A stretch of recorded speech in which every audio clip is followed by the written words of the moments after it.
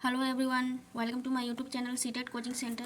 तो आज हम लोग शुरू करने वाले हैं 7th क्लास की हिस्ट्री, जो एनसीईआरटी बुक है उसको पढ़ने वाले हैं। उसके बाद इसके जो शॉर्ट्स नोट है उसको देखने वाले हैं। तो चलिए आज हम लोग अपना चैप्टर शुरू करते हैं। इस चैप्टर में हम लोग बेसिकली क्या क्या पढ़ेंगे, तो इस चैप्टर में पढ़ेंगे नई और पुरानी शब्दावलियों के बारे में, इतिहासकार और उनके स्रोतों के बारे में। उसके बाद पढ़ेंगे हम लोग नए सामाजिक और राजनीतिक समूहों के बारे में, उनमें क्या क्या परिवर्तन आए उनके बारे में। क्षेत्र और साम्राज्य के बारे में पढ़ने वाले हैं, पुराने और नए धर्मों के बारे में पढ़ने वाले हैं और अन्य महत्वपूर्ण जो टॉपिक को पढ़ने वाले हैं हम लोग इस चैप्टर में। तो चलिए हम लोग शुरू करते हैं अपना चैप्टर। तो चैप्टर का नाम क्या है? प्रारंभिक कथन। 1000 वर्षों के दौरान हुए परिवर्तनों का जो है पड़ताल। 1000 वर्षों के दौरान हुए परिवर्तनों का पड़ताल करना है। इस चैप्टर में हम लोग इसी के बारे में पढ़ेंगे। तो क्या बताया गया है इसमें? मानचित्र 1 जो आप लोगों को दिखाई दे रहा है, यह है मानचित्र 1। ये जो मानचित्र है इसके बारे में क्या बताया गया है? 12वीं सदी के भूगोलवेत्ता अल इदरीसी का बनाया हुआ दुनिया के नक्शे का एक हिस्सा, जिसमें भारतीय उपमहाद्वीप को भूमि से समुद्र तक दिखाया गया है।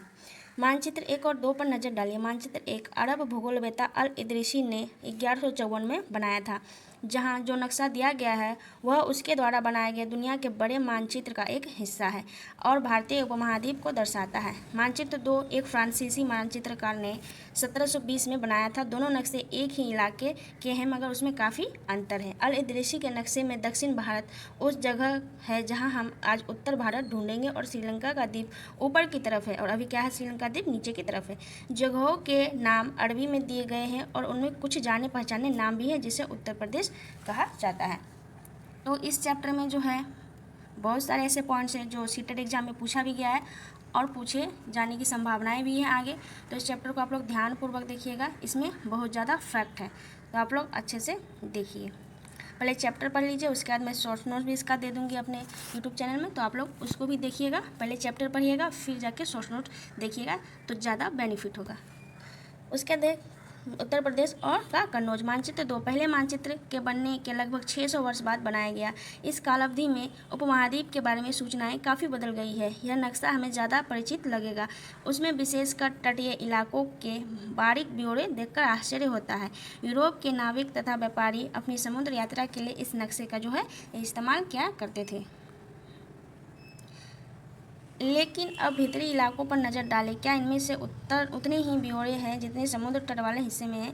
गंगा के मार्ग को देखें, इसे किस तरह से दर्शाया गया है। इन मानचित्रों में तटीय और भीतरी इलाकों के बीच ब्यौरा और बारीकी का अंतर है, जो आपके ख्याल में उसका कारण क्या है?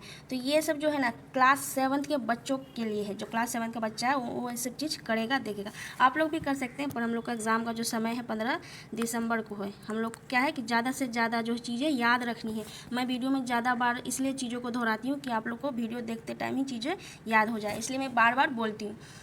उसके बाद हम लोग पढ़ते हैं। इतना ही महत्वपूर्ण एक और बात है कि दूसरे युग तक मानचित्र अंकन का विज्ञान भी बहुत बदल गया था। इतिहासकार जब बीते युगों के दस्तावेजों, नक्शों और लेखों का अध्ययन करते थे तो उनके लिए उन सूचनाओं के संदर्भों का, उनकी भिन्न ऐतिहासिक पृष्ठभूमियों का ध्यान रखना जरूरी होता है। नई एवं पुरानी शब्दावलियाँ। तो चलिए अभी हम लोग चैप्टर शुरू करते हैं, क्योंकि यहीं से जो है सीटेट में प्रश्न पूछे गए हैं, तो इसको अच्छे से देखना है कि नई एवं पुरानी शब्दावलियाँ।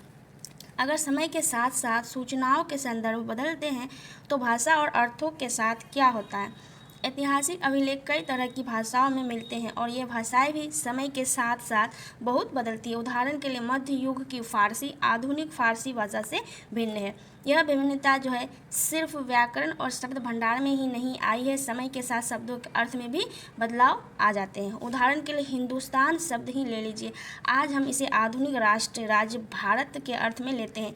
13वीं सदी में जब हम फारसी के इतिहासकार मिनाज सिराज ने हिंदुस्तान शब्द का प्रयोग किया था तो उसका आशय था क्या? पंजाब, हरियाणा और गंगा यमुना के बीच में स्थित इलाकों से था। आज हिंदुस्तान का मतलब क्या होता है कि हमारा राष्ट्र जो है भारत, उसके बारे में बताया गया है। पर जो मिनाज सिराज थे, एक इतिहासकार थे मिनाज सिराज, इसके नाम को याद करना है, नोट कर लीजिए। मिनाज सिराज ने हिंदुस्तान शब्द का प्रयोग जब किया था तो इसके हिसाब से क्या था हिंदुस्तान का मतलब? तो पंजाब से था, हरियाणा से था और गंगा एवं यमुना के बीच जो स्थित है इलाके उनमें से था। मिनाज सिराज जो एक इतिहासकार थे, इन्होंने हिंदुस्तान शब्द से तात्पर्य क्या रखा था कि पंजाब का इलाका, हरियाणा का इलाका और गंगा यमुना के बीच में जो स्थित इलाका है इन सबको क्या कहा जाता था? तो हिंदुस्तान कहा जाता था मिनाज सिराज के अनुसार। तो इस पॉइंट को आप लोग नोट डाउन कर लीजिए, बहुत ही इंपॉर्टेंट पॉइंट है। उसके बाद हम लोग आगे देखते हैं। आगे क्या बताया गया है, उसने इस शब्द का राजनीतिक अर्थ में उन इलाकों के लिए इस्तेमाल किया जो दिल्ली के सुल्तान के अधिकार क्षेत्र में आते थे। सल्तनत के प्रसार के साथ साथ इस शब्द के अंतर्गत आने वाले क्षेत्र भी जो है बढ़ते गए, लेकिन हिंदुस्तान शब्द में दक्षिण भारत का समावेश कभी नहीं हुआ। जो हिंदुस्तान शब्द में है, जो मिनाज सिराज के अनुसार दक्षिण भारत का समावेशन कभी नहीं हुआ। इसके विपरीत 16वीं सदी के आरंभ में बाबर ने हिंदुस्तान शब्द का प्रयोग किया। अब देखिए दूसरा पॉइंट आ गया, इसको नोट कीजिए कि बाबर के अनुसार हिंदुस्तान शब्द का मतलब क्या होता है। तो बाबर ने हिंदुस्तान शब्द का प्रयोग इस उपमहाद्वीप के भूगोल, पशु पक्षियों और यहाँ के निवासियों की संस्कृति का वर्णन करने के लिए किया। तो बाबर ने क्या कहा हिंदुस्तान शब्द का प्रयोग करते हुए, क्या कहा कि उपमहाद्वीप के जो भूगोल हैं, पशु पक्षियों और यहाँ के निवासियों की संस्कृति का वर्णन करने के लिए किया गया हिंदुस्तान शब्द का प्रयोग। यह बाबर के अनुसार है। यह प्रयोग 14वीं सदी के कवि अमीर खुसरो द्वारा शब्द प्रयुक्त शब्द जो है हिंद के ही कुछ समान था, मगर जहाँ भारत को एक भौगोलिक और सांस्कृतिक सत्व के रूप में पहचाना जा रहा था, वहाँ हिंदुस्तान शब्द से वे राजनीतिक और राष्ट्रीय अर्थ नहीं जुड़े थे जो हम आज जोड़ते हैं। उसके बाद हम लोग देखते हैं, किसी भी शब्द का प्रयोग करने में इतिहासकारों को बहुत सावधान रहना चाहिए, क्योंकि अतीत में उन शब्दों के कुछ अलग ही अर्थ थे। उदाहरण के लिए विदेशी, देखिए तीसरा पॉइंट जो आप लोगों को मिल गया, विदेशी जैसा सीधा साधा शब्द ही ले लीजिए। आजकल विदेशी मतलब क्या है, जो दूसरे देशों में रहते हैं उसको क्या कहा जाता है, विदेशी, जो भारत का नागरिक नहीं होता है। अब पहले क्या था, विदेशी शब्द का सीधा साधा शब्द ही ले लीजिए। हमारे लिए आज इसका अर्थ होता है ऐसा व्यक्ति जो भारतीय ना हो। आज जो है विदेशी का मतलब क्या होता है कि ऐसा व्यक्ति जो भारतीय ना हो, भारत का नागरिक ना हो। मध्य युग में मानो किसी गांव में, तो मध्य युग में क्या तात्पर्य था विदेशी से, तो मध्य युग में आने वाले कोई भी अनजान व्यक्ति, जो मध्य युग में विदेशी शब्द का क्या मतलब था कि किसी गांव में जो है कोई भी अनजान व्यक्ति जो आता था उसको क्या कहा जाता था, विदेशी कहा जाता था। अनजान व्यक्ति जो उस समय या संस्कृति का अंग ना हो, विदेशी कहलाता था। उस समय जो गांव में आता था, जो अनजान व्यक्ति गांव में प्रवेश लेता था या उस समाज या संस्कृति का जो अंग नहीं होता था, उसको क्या कहा जाता था, विदेशी कहा जाता था। तो आप लोग का ये तीसरा पॉइंट है, आप लोग नोट कर लीजिए। ऐसे व्यक्ति को हिंदी में परदेशी और फारसी में अनजान कहा जा सकता है। इसलिए किसी नगरवासी के लिए वनवासी विदेशी होता था, किंतु एक ही गांव में रहने वाले दो किसान अलग अलग धार्मिक या जाति परंपराओं से जुड़े होने पर एक दूसरे के लिए विदेशी नहीं होते थे। इतिहासकार और उनके स्रोत। तो चलिए अब हम लोग शुरू करते हैं, इतिहासकार और उनके स्रोत। तो ध्यान से देखिएगा आप लोग इस टॉपिक को। इतिहासकार किस युग का अध्ययन करते हैं और उनकी खोज की प्रकृति क्या है, इसे देखते हुए अलग अलग तरह के स्रोतों का सहारा लेते हैं। उदाहरण के लिए पिछले साल आपने गुप्त वंश के शासकों और हर्षवर्धन के बारे में पढ़ा। इस पुस्तक में हम मोटे तौर पर 700 से 1750 ईस्वी तक लगभग हजार वर्षों के बारे में पढ़ेंगे। इस काल के अध्ययन के लिए इतिहासकार जिन स्रोतों का प्रयोग करते हैं उनमें आपको बहुत सी बातें ऐसी मिलेगी जो पिछले युग से वैसे ही चली आ रही है। इतिहासकार इस काल के बारे में सूचना इकट्ठी करने के लिए अभी भी सिक्कों, शिलालेखों, स्थापत्य मतलब होता है भवन निर्माण कला तथा लिखित सामग्री पर निर्भर करते हैं। तो क्या है, इतिहासकार के क्या क्या स्रोत होते हैं, तो इतिहासकार के क्या क्या स्रोत होते हैं, इस लाइन को नोट कीजिए कि इतिहासकार के जो स्रोत होते हैं, सिक्के होते हैं, अभिलेख होते हैं, शिलालेख होते हैं, स्थापत्य मतलब भवन निर्माण करने की जो कला होती है तथा लिखित सामग्री पर निर्भर होते हैं। पर कुछ बातें पहले से काफ़ी भिन्न हुई है।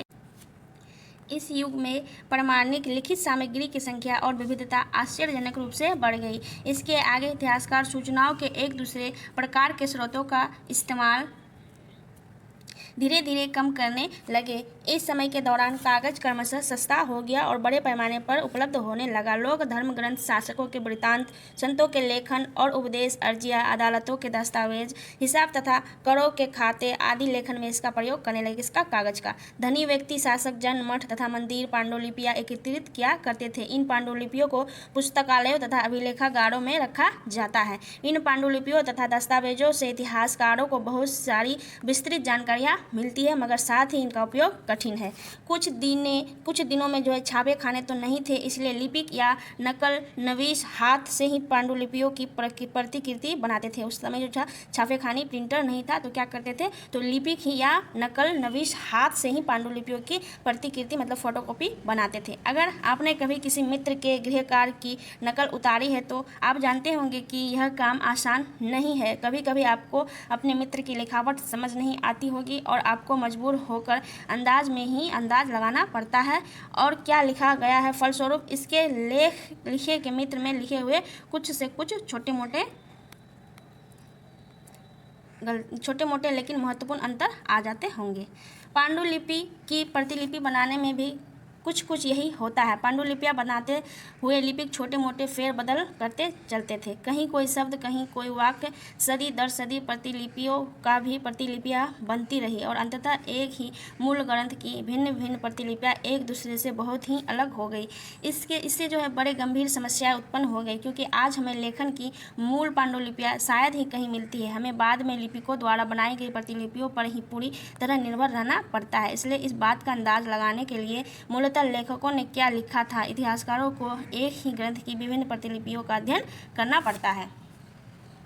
कई बार लेखक स्वयं भी समय समय पर अपने मूल वृत्तांत में संशोधन करते रहते थे। 14वीं शताब्दी के इतिहासकार जियाउद्दीन बर्नी अपना वृत्तांत पहली बार 1356 में और दूसरी बार इसके 2 वर्ष बाद लिखा। दोनों में अंतर है, लेकिन 1971 तक इतिहासकारों को पहली बार वाले वृत्तांत की जानकारी ही नहीं थी। यह पुस्तकालयों के विशाल संग्रहों में कहीं दबा पड़ा था। उसके बाद जानते हैं हम लोग नए सामाजिक और राजनीतिक समूहों के बारे में।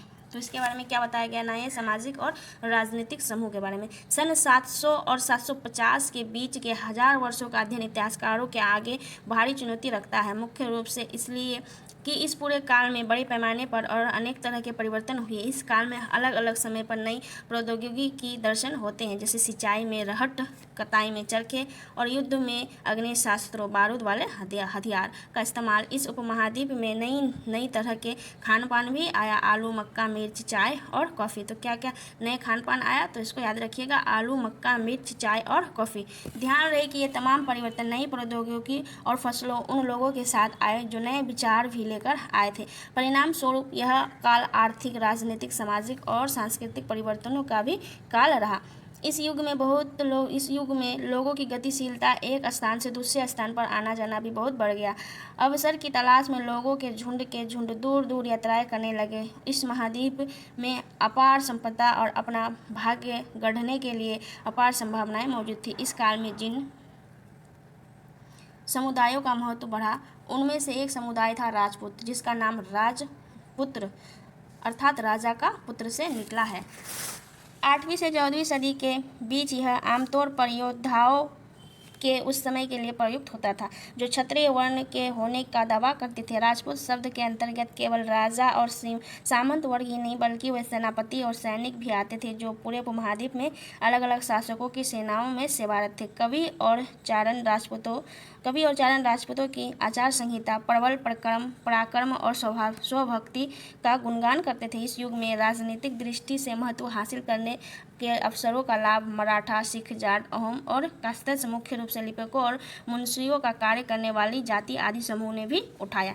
इस पूरे काल के दौरान क्रमशः जंगलों की कटाई हो रही थी और खेती का इलाका बढ़ता जा रहा था। कुछ क्षेत्रों में यह परिवर्तन अन्य क्षेत्रों की अपेक्षा अधिक तेजी से और पूरे तौर पर हुआ। पर्यावास में परिवर्तन के कारण कई वनवासियों को मजबूर होकर अपना स्थान छोड़ना पड़ा। कुछ और वनवासी जमीन की जुताई करने लगे और कृषक बन गए। कृषकों के ये नए समूह क्षेत्रीय बाजार, मुखियाओं, पुजारियों, मठों और मंदिरों से प्रभावित होने लगे। वे बड़े और जटिल समाजों के अंग बन गए। उन्हें कर चुकाने पड़ते थे और स्थानीय मालिक वर्ग की बेगार करनी पड़ती थी। परिणाम स्वरूप किसानों के बीच आर्थिक और सामाजिक अंतर उभरने लगे। कुछ के पास ज़्यादा उपजाऊ जमीन होती थी तो कुछ के पास मवेशी भी होती थी, और कुछ लोग खेती से खाली समय में दस्तकारी आदि का कुछ काम कर लेते थे। जैसे जैसे समाज में अंतर बढ़ने लगे, लोग जातियों और उपजातियों में बट जाने लगे और उनकी पृष्ठभूमि और व्यवसाय के आधार पर उन्हें समाज में ऊंचा और नीचा दर्जा दिया जाने लगा।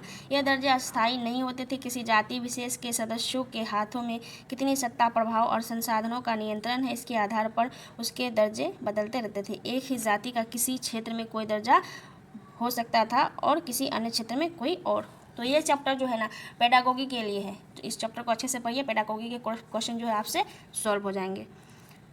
अपने सदस्यों के व्यवहार और नियंत्रण करने के लिए जातियाँ स्वयं अपने अपने नियम बनाती थी। इन नियमों का पालन जाति के बड़े बुजुर्गों की एक सभा करवाती थी। जिसे कुछ इलाकों में जाति पंचायत कहा जाता था, लेकिन जातियों को अपने निवास के गांव के रिवाजों का पालन भी करना पड़ता था। इसके अलावा कई गांवों पर मुखियाओं का शासन होता था। मिलकर जो है वह किसी राज्य की छोटी इकाई भर होती थी। क्षेत्र और साम्राज्य के बारे में पढ़ते हैं। क्षेत्र और साम्राज्य के बारे में क्या बताया गया है? क्षेत्र जैसे बड़े बड़े राज्यों के अंतर्गत कई सारे क्षेत्र आ जाते थे। दिल्ली के सुल्तान गयासुद्दीन बलबन जो है 1266 से 1287 की प्रशंसा में एक संस्कृत प्रशस्ति के उदाहरण के लिए अध्याय 2 में देखिए। प्रशस्ति मतलब क्या होता है? तो राजा की प्रशंसा में कोई चीज़ लिखा जाता है, उसका गुणगान बखान करने के लिए जो लिखा जाता है उसको क्या कहा जाता है? तो उसको प्रशस्ति कहा जाता है। में उसे एक विशाल साम्राज्य का शासक बताया गया जो पूर्व में बंगाल से लेकर पश्चिम में अफगानिस्तान के गजनी तक फैला हुआ था और जिसमें संपूर्ण दक्षिण भारत द्रविड़ भी आ जाता था। गोंड, आंध्र प्रदेश, केरल, कर्नाटक, महाराष्ट्र और गुजरात आदि भिन्न भिन्न क्षेत्रों के लोग उसकी सेना के आगे पलायन कर जाते थे।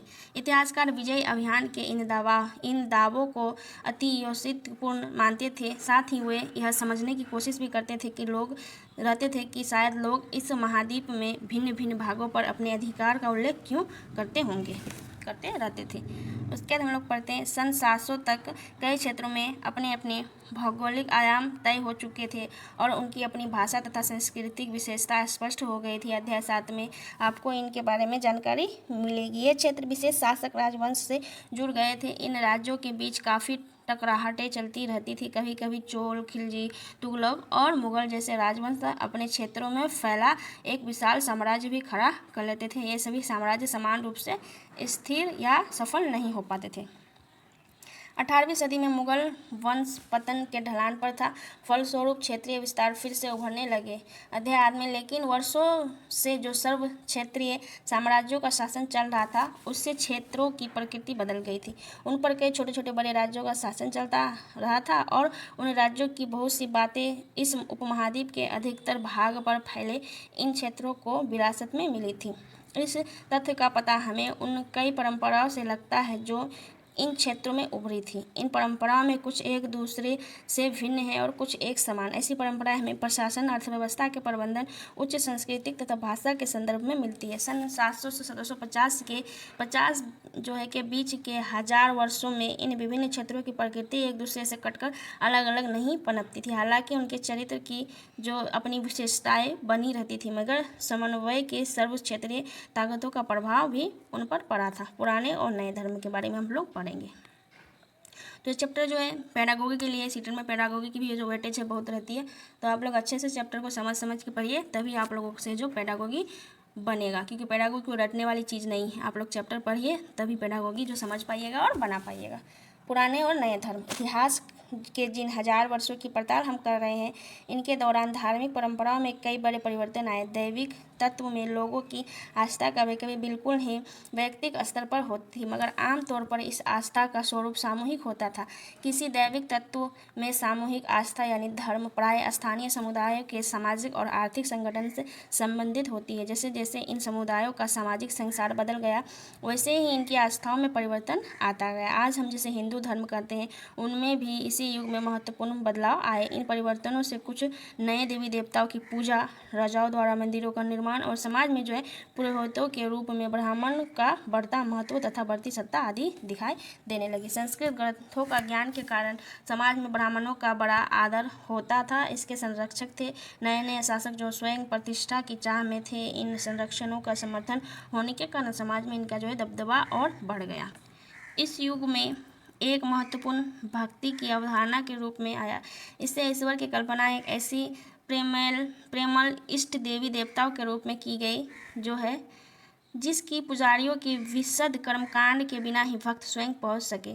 इस विषय में और साथ ही दूसरी परंपराओं के बारे में आपको अध्याय 6 में जानकारी मिलेगी।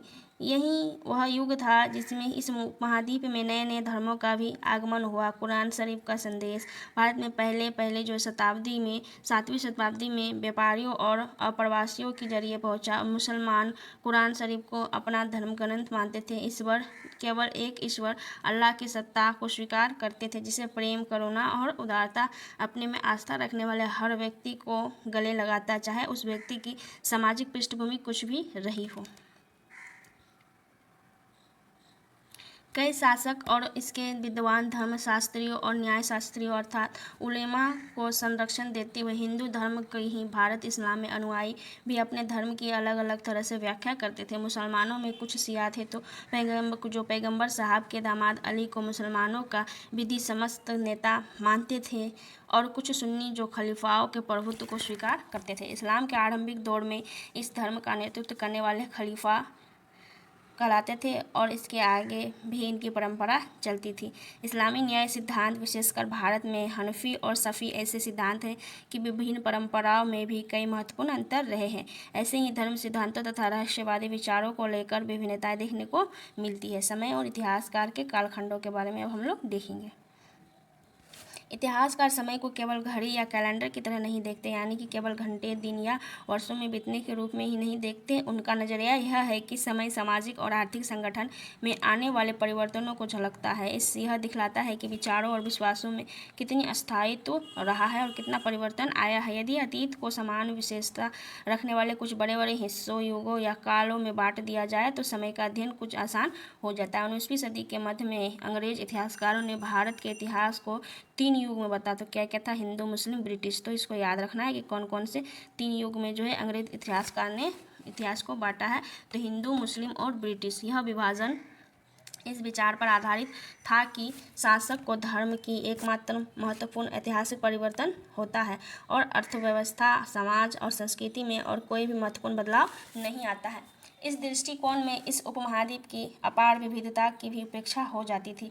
इस काल विभाजन को आज बहुत कम इतिहासकार ही स्वीकार करते हैं। अधिकतर इतिहासकार आर्थिक और सामाजिक कारकों के आधार पर अतीत के विभिन्न कालखंडों की विशेषताएं तय करते हैं। पिछले साल में आपने जो इतिहास पढ़े थे उनमें प्राचीन समाजों में कई प्रकार का समावेश था, जैसे शिकारी, संग्राहक, प्रारंभिक दौर कृषि क्रम, शहरों और गाँव के निवासी और प्रारंभिक दौर के राज्य और साम्राज्य। इस साल आप इसमें क्या क्या पढ़ेंगे? मध्यकालीन इतिहास कहा जाता है किसको? इसमें प्राय कृषकों समाजों के विस्तार, क्षेत्रीय और साम्राज्यिक राज्यों के उदय, कभी कभी तो ग्रामवासियों और वनवासियों की कीमत पर प्रधान धर्मों के रूप में हिंदू धर्म, इस्लाम धर्म के विकास और यूरोप के व्यापारी कंपनियों के आगमन के बारे में विस्तार से जानकारी मिलेंगी। भारत के इतिहास के ये 1000 साल अनेक बदलाव के साक्षी रहे। आखिर 16वीं और 18वीं शताब्दी 8वीं या 11वीं शताब्दियों से काफ़ी भिन्न था। इसलिए इस सारे काल को एक ऐतिहासिक इकाई के रूप में देखना समस्याओं से खाली नहीं है। फिर मध्य काल की तुलना प्रायः आधुनिक काल से की जाती है। आधुनिकता के साथ साथ भौतिक उन्नति और बौद्धिक प्रगति का भाव जुड़ा हुआ है। इससे आशा यह निकलता है कि मध्यकाल रूढ़िवादी था और उस दौरान कोई परिवर्तन हुआ ही नहीं, लेकिन हम जानते हैं कि ऐसा नहीं था। इन 1000 वर्षों के दौरान इस उपमहाद्वीप के समाजों में प्रायः परिवर्तन आते रहे हैं और कई क्षेत्रों में आर्थिक व्यवस्था तो इतनी समृद्ध हो गई थी कि उनसे यूरोप के व्यापारी कंपनियों को भी आकर्षित करना आरंभ कर दिया था। इस पुस्तक को पढ़ाते समय आप परिवर्तन के चिन्हों तथा यहाँ सक्रिय ऐतिहासिक प्रक्रियाओं पर ध्यान देते चले और जब भी संभव हो इस पुस्तक में आप जो पढ़ रहे हैं उसकी तुलना आप पिछले जो वर्ष में पढ़ी हैं बातों से तुलना से करने की कोशिश करें। जहाँ भी संभव हो यह देखें कि कहाँ बदलाव हुआ है और कहाँ नहीं, और आज आसपास की दुनिया पर नज़र डालें, यह देखें कि और भी क्या बदलाव ऐसा ही हो रहा है। तो इस चैप्टर में यही बताया गया कि नई और पुरानी शब्दावली या विदेशी शब्द का मतलब क्या होता है और सब बहुत सारे शब्दों के बारे में इस चैप्टर में बताया गया। ये चैप्टर जो है ना स्पेशली पेडागोगी के लिए है। तो पेडागोगी वाले प्रश्न जो आते हैं 7th क्लास की हिस्ट्री से जो आते हैं पेडागोगी वाले प्रश्न, 7th क्लास की हिस्ट्री में जो है बहुत सारे ऐसे चैप्टर होंगे जो पेडागोगी बेस होंगे। जो सीटेट एग्ज़ाम में पेडागोगी वाले प्रश्न पूछे जाते हैं वो अक्सर 7th की क्लास की हिस्ट्री, ज्योग्राफी, पॉलिटी इन सब बुक से पूछी जाती है, तो याद रखना। आइए कुछ प्रश्नों को देखते हैं क्या क्या बताया गया। तो अतीत में विदेशी शब्द किसे माना जाता था? तो आप लोग बताइए कि अतीत में विदेशी शब्द का मतलब क्या होता था? वही जो कोई आदमी था अजनबी होता था, जो दूसरे गांव से दूसरे गांव में आता था तो अजनबी होता था, जिसकी जो संस्कृति, समाज या संस्कृति अलग होती थी उसको ही क्या कहा जाता था? तो विदेशी कहा जाता था। उसके बाद इसमें बताया गया है सही और गलत को चिन्ह लगाइए। सन 700 के बाद काल के संबंध में अभिलेख नहीं मिलते थे। तो आप लोग बताइए कि सन 700 के बाद के कालों के संबंध में अभिलेख नहीं मिलते थे। यह चैप्टर जो है आप लोग को 2-3 बार पढ़ना होगा, तभी पेडागोगी वाले प्रश्न जो हल होंगे आप लोगों से। पढ़िए 2-3 बार चैप्टर को, क्योंकि ये अगर प्रश्न का आप लोग आंसर नहीं दे पा रहे हैं तो आप लोग चैप्टर को ध्यान से नहीं पढ़े। तो इसका आंसर अगर दे रहे हैं तो आप लोग शॉर्ट नोट्स की तरफ पढ़िएगा, या फिर अगर नहीं दे पा रहे हैं तो आप लोग वीडियो को और एक बार देखिएगा, उसके बाद शॉर्ट नोट्स को पढ़िएगा, क्योंकि बुक को पढ़ के ही शॉर्ट नोट्स बनाया गया है। तो सबसे पहले आप लोगों को काम करना होगा, बुक पढ़ना होगा, उसके बाद शॉर्ट नोट्स पढ़िएगा तो ही आप लोगों को लाभ मिलेगा। इसलिए जो है वीडियो कितना होता है चैप्टर का 15 मिनट से ज़्यादा वीडियो का जो टाइम होता ही नहीं। तो 15 मिनट आप लोग बुक पढ़िए, उसके बाद शॉर्ट नोट 6-7 मिनट का होता है, तो 6-7 मिनट आप लोग शॉर्ट नोट्स देखिए, 15 मिनट का बुक वाला चैप्टर देख लीजिए। इससे क्या होगा कि आप लोगों का जो तैयारी बहुत अच्छे से हो जाएगा। तो इस प्रश्न का उत्तर दीजिए कि सन 700 के बाद के काल के संबंध में अभिलेख मिलते थे या नहीं मिलते थे। तो नहीं मिलते थे, 700 के बाद के काल के संबंध में अभिलेख नहीं मिलते थे। उसके बाद दूसरा प्रश्न बताया गया है। दूसरा प्रश्न क्या बताया गया है, इस काल के दौरान मराठों ने अपने राजनीतिक महत्व की स्थापना की। क्या की इन्होंने इस काल के दौरान जो है मराठों ने अपने राजनीतिक महत्व की स्थापना की कि नहीं की? तो ये की है। इस काल के दौरान ही जो है मराठों ने अपने राजनीतिक महत्व की स्थापना की थी। उसके बाद प्रश्न है, कृषि केंद्रित बस्तियों के विस्तार के साथ कभी कभी वनवासी अपनी ज़मीन से उखाड़ बाहर कर दिए जाते थे। तो ये बात बिल्कुल सही है कि कृषि केंद्रित बस्तियों से जो है विस्तार के साथ साथ ये कभी कभी वनवासी अपनी ज़मीन से उखाड़ कर बाहर कर दिए जाते थे। उसके बाद पूछा गया, सुल्तान गयासुद्दीन बलबन असम, मणिपुर तथा कश्मीर का एक शासक था। तो नहीं, ये गलत है। सुल्तान गयासुद्दीन बलबन जो है असम, मणिपुर तथा कश्मीर का नहीं थे। उसके बाद यहाँ पे जो है कुछ रिक्त स्थानों को भरने के लिए कहा गया है। तो आप लोग ये जो प्रश्न है इस ईजी से कर लीजिएगा। ये प्रश्न बहुत ही ईजी है, आप लोग बताइए। चलिए इसको हम लोग देखते हैं। क्या बताया गया है कि अभिलेखागारों में डेस रखे जाते थे। तो अभिलेखागारों में क्या रखे जाते थे, तो अभी जस्ट हम लोग चैप्टर में पढ़े कि पांडुलिपि जो है यहाँ रखी जाती थी। अभिलेखागारों में जो है पांडुलिपियाँ रखी जाती है। तो ये बात अभी हम लोग जस्ट चैप्टर में पढ़े। अगर आप लोग को ध्यान में नहीं आ रहा है तो आप लोग किस प्रकार से वीडियो देखते हैं, किस प्रकार से पढ़ते हैं, लोग दोबारा देखिए और दोबारा पढ़िए, तभी आप लोग का सीटेट क्लियर होगा, क्योंकि इस चैप्टर से पेडागोगी वाले प्रश्न पूछे जाते हैं। उसके बाद दूसरा नंबर में बताया गया है, देश 14वीं सदी का एक इतिहासकार था। तो कौन था? तो जो जियाउद्दीन बर्नी था। अभी मैं नाम उसमें हाईलाइट भी की थी कि जियाउद्दीन बर्नी जो थे 14वीं सदी के जो है इतिहासकार थे। उसके बाद बताया गया है, इन सब को और इस उपमहाद्वीप के इस काल के दौरान लाई गई कुछ नई फसल थी। तो मैं वहाँ पे बक्सा करके नोट भी करवा दी कि ये फसल जो थे आए थे। तो कौन कौन फसल थे? तो वो फसल थे चाय, आलू, मक्का, मिर्च और कॉफ़ी इत्यादि जो थे। यहाँ पे क्या होगा, यहाँ पे होगा आलू, मक्का, मिर्च, चाय और कॉफ़ी। ये सब जो है उपमहाद्वीप के इस काल के दौरान लाई गई कुछ नई फसलें थी। उसके बाद बताया गया है, क्या बताया गया है इसमें कि इस काल में हुए कुछ प्रौद्योगिकी परिवर्तनों की तालिका दे। तो इस काल में क्या क्या प्रौद्योगिक परिवर्तन हुए थे? तो सिंचाई में फारसी जो पहिया था एक प्रकार का वो आ गया था, बुनाई में चरखा आ गया था, युद्ध में जो अग्नेय शास्त्र का प्रयोग होने लगा था, गोला बारूद का। तो ये सब जो है इस काल में प्रौद्योगिक परिवर्तन आए थे। तो इन सब चीज़ों को याद रखना है। और लास्ट में क्या प्रश्न पूछा गया है कि इस काल के दौरान कुछ मुख्य धार्मिक परिवर्तन क्या क्या आए थे? तो नए देवी देवताओं का पूजा होने लगा था, राजघरानों द्वारा मंदिरों का निर्माण होने लगा था। उसके बाद क्या होने लगा था, कई नए धर्म का उदय हुआ, भक्ति विचार का उदय हुआ, समाज में प्रमुख समूह के रूप में ब्राह्मण पुरोहितों का जो बढ़ता महत्व होने लगा। ये सब जो धार्मिक परिवर्तन हुआ इस काल में। तो ये सारे इंपॉर्टेंट प्रश्न हैं, आप लोग बनाने का प्रयास कीजिएगा। कुछ यहाँ पे नीचे प्रश्न दिए गए हैं कि पिछली कई शताब्दियों में हिंदुस्तान शब्द का अर्थ कैसे बदला, जातियों के मामले में कैसे नियंत्रित किए जाते थे, सर्व क्षेत्रीय साम्राज्य से आप क्या समझते हैं, पांडुलिपियों के उपयोग में इतिहासकारों के सामने कौन कौन सी समस्या आती थी। ये सारे प्रश्न जो है आपको पेडागोगी वाले जब प्रश्न मिलेंगे तो ये सारी चीज़ें आप लोग को दिखाई देंगी। अगर आप लोग सॉल्व कर रहे हैं प्रीवियस ईयर पेपर तो पेडागोगी वाले प्रश्न को देखिएगा और इन सब जो पॉइंट्स इस चैप्टर में बताया गया है इन सबको देखिएगा, तो आप लोग को मिलेगा कि प्रश्न जो पेडागोगी वाले हैं इसी चैप्टर से आते हैं। तो आप लोगों को अगर मेरी वीडियो से हेल्प हो रही है तो मेरी वीडियोज़ को शेयर कीजिए, लाइक शेयर। 15 मिनट का चैप्टर का वीडियो होता है, इसको देखिए। उसका जो शॉर्ट नोट्स का होता है 6 से 7 मिनट का जो होता है वीडियो होता है शॉर्ट नोट का, उसको भी देखिए। और ये जो है क्वालिफाइंग पेपर है तो इसमें जो है आप लोग अच्छे से पढ़िए और क्वालिफाइंग नंबर भी आ जाता है तो बहुत है, और प्रयास कीजिए कि 90+ नंबर लाने का। तो मिलते हैं नेक्स्ट वीडियो में, धन्यवाद।